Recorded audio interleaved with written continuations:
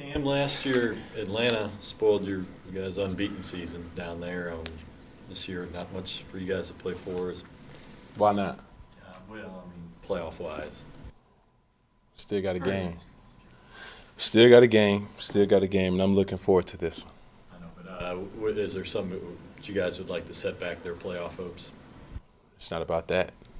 Just looking forward to this. It's a division game, and like I said earlier and before, we want to create good habits. Vic Beasley in year 2, what are you seeing out of him?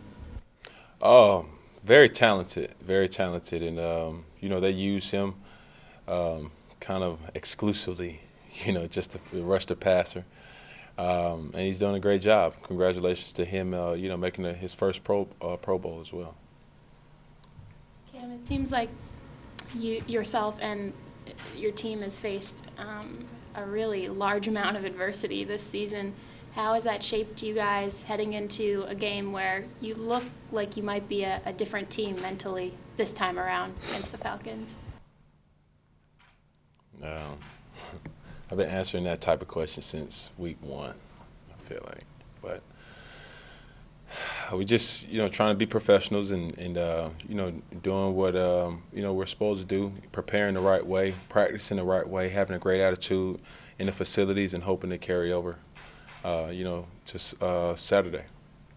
Rod said you're on the same schedule this week in terms of limiting your throws and then working yourself back up in a pitch count. How has that helped you, especially as the season's progressed?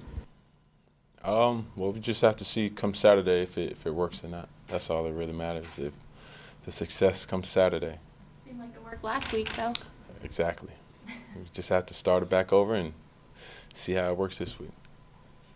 Cam, Philip Brown told us yesterday that he felt the offense was really starting to come around, and even he made reference that it's getting back to where it was a season ago. How would you assess it?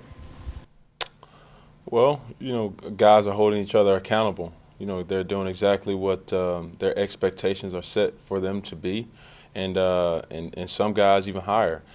For Philly, especially, he's one of the guys that may not get a lot of statistical credit, but in order for us to have success, Philly does a lot of things behind the scenes.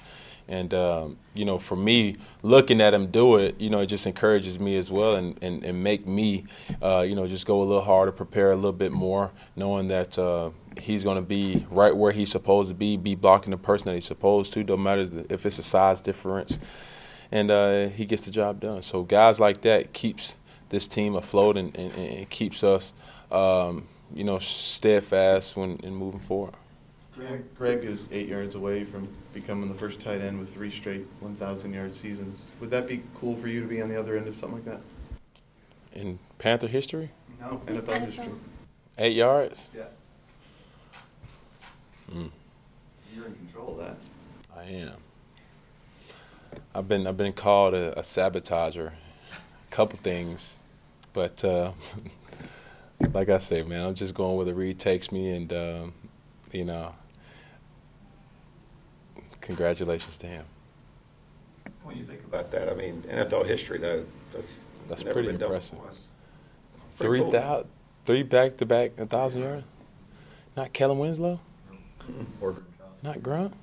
No, because he's had a good year and then he's been hurt, and then a good year and then he's been hurt. Ooh. So consecutive. Tight ends haven't always been that big of a deal. Tony Gonzalez. Not even Tony. Tony's never got 1,000. Not three in a row. Three straight. Oh. Well, he's special, man. Greg is.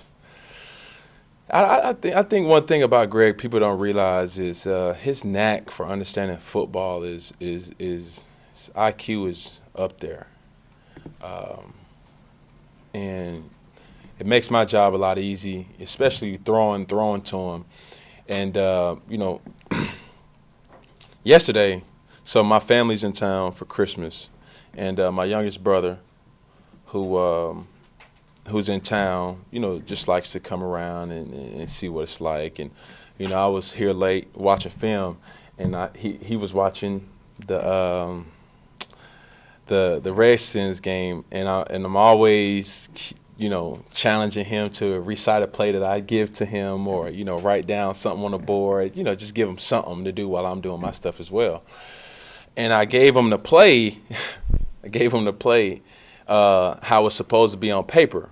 But Greg, does his, puts his pizzazz on it, and he was like, "Well, I thought he was supposed to have this." I was like, "Well, listen, when you got a all-pro tight end like that, it just give him the ball as much as you can, and you know that you guys are on the same Wi-Fi and understanding." So, that's been Greg since day one.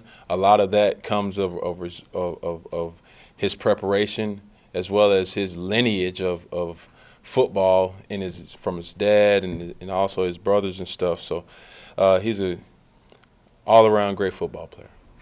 What does it mean for a quarterback to kind of, he's always going to be on the field because he doesn't miss games, and he's going to be usually in the route. Just to have a guy that you can depend on like that. Game. I wouldn't even say depend on. I think he's a professional. It's a lot of guys that are football players, and it's a lot of guys that are, minimal guys that are professionals. And Greg is a professional. How does he show that? Well, it's not like it's a standard that he sets, and for me to admire his outlook on football, I do it hands-on, I do it from afar, and I just sit back and try to implement some of the things that he does. Just seeing him practice, I don't know if he wants me to tell you, but I'm going to tell you anyway. But, something that he does, he stretches the same every single day. It looks kind of unorthodox, but, he's over there in his own little zone. He got his same little bands, and, he's stretching, and, you can tell who it is by his sound effects. Bah, that's Greg being Greg. But also, what people don't necessarily see, you don't see him on the jugs. He does. You don't see, he has assistants, guys that are just hanging around asking them to throw him the ball before he leaves the field during, special teams or during defensive,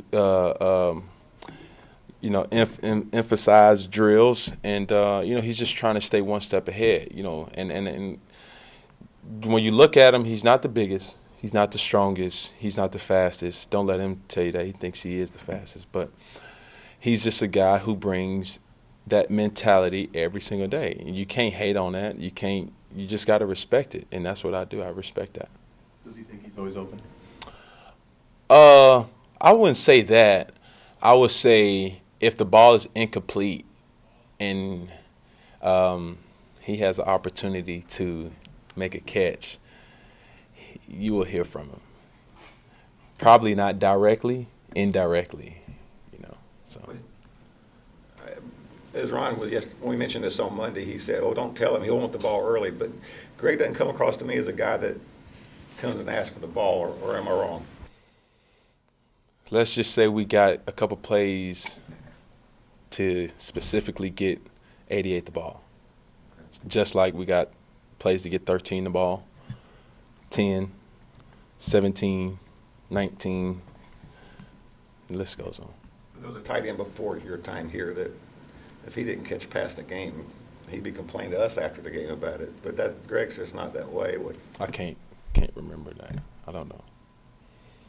It's too far back to think. Been concussed, You're talking about everything he does on the field, but he's also up for Man of the Year. Can you just talk a little bit about, his charity? I know all you guys do a lot. Tell you what, for a person as big of a heart as Greg, man, it's not you can't, put back-to-back bad things to say about a person like Greg. He's a family man. He's a good person, and if it's something that's not feeling too good, he's not a person that's gonna bring somebody else into his mess, And I say that because everything that was going on with his son TJ, and I call him Cheeks. In all respect to Cheeks, everything that was going on with him, he just was so strong about it. We knew obviously with a person like that missing practice, And, we didn't make a big deal about it. He came back, practiced his tail off the next day, and didn't make a big deal about it. And, we knew he was going through some stuff. And, for him to have so much, on him as far as, what is expected from him from the offensive side on the field. And for him to have, if not more on him off the field, for him to be the Superman, for him to be the disciplinarian, for him to be the person who, his family looks to see if, everything's okay by his reactions. And it's a lot, and it's coming from me. I know, because I'm that person to my family.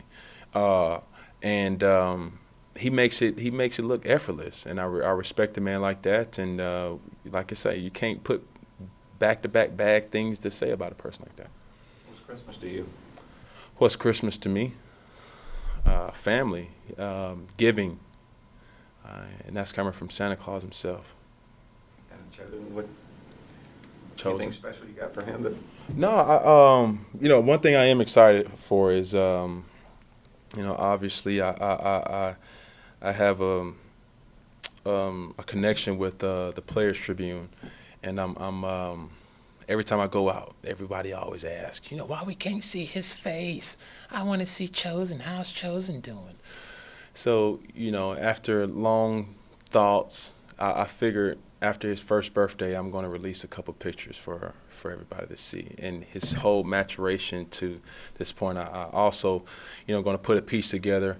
I think, that'd be something that he can go back and look at, that he can remember.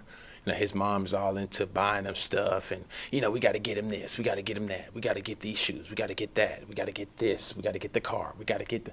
I'm like, he's not even going to remember, what his outfit was, what I'm saying? So I wanted to do something for him that he would be able to go back and look and track over the years, and I think it'd be sentimental for my family, and hope it'd be inspiring to somebody else too.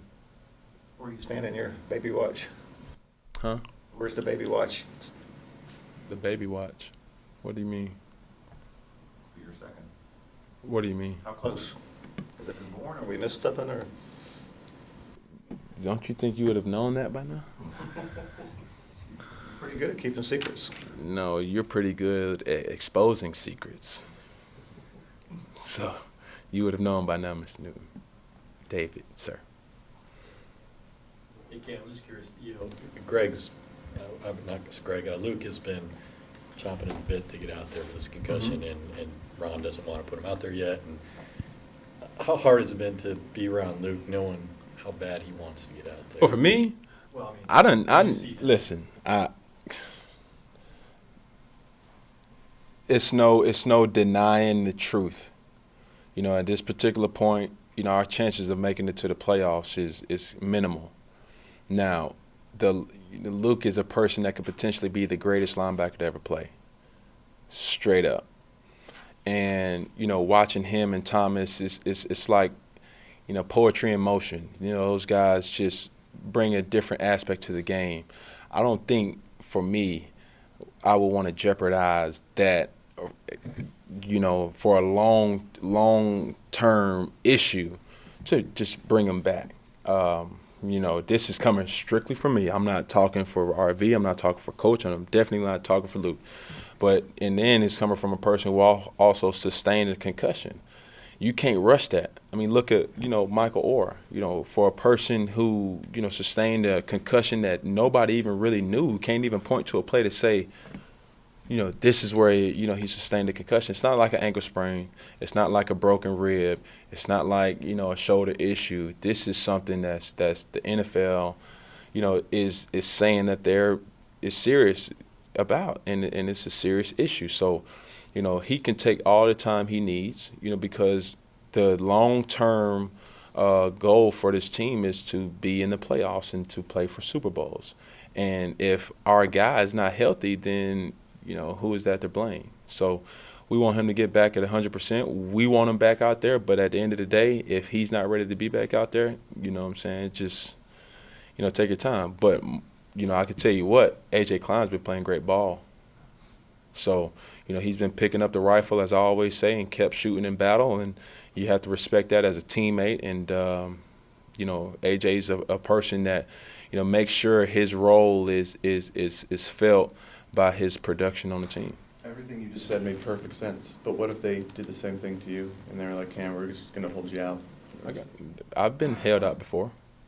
It's not up to me to question judgment, but it's a plan. It's a plan.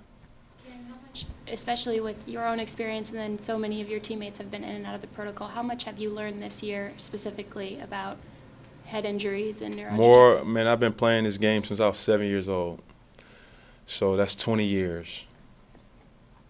Dang.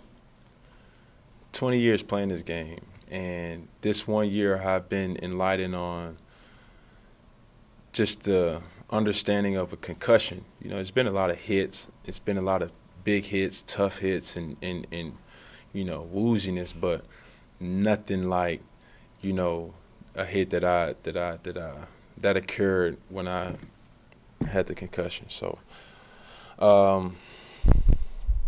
it's nothing to play with, I can tell you that.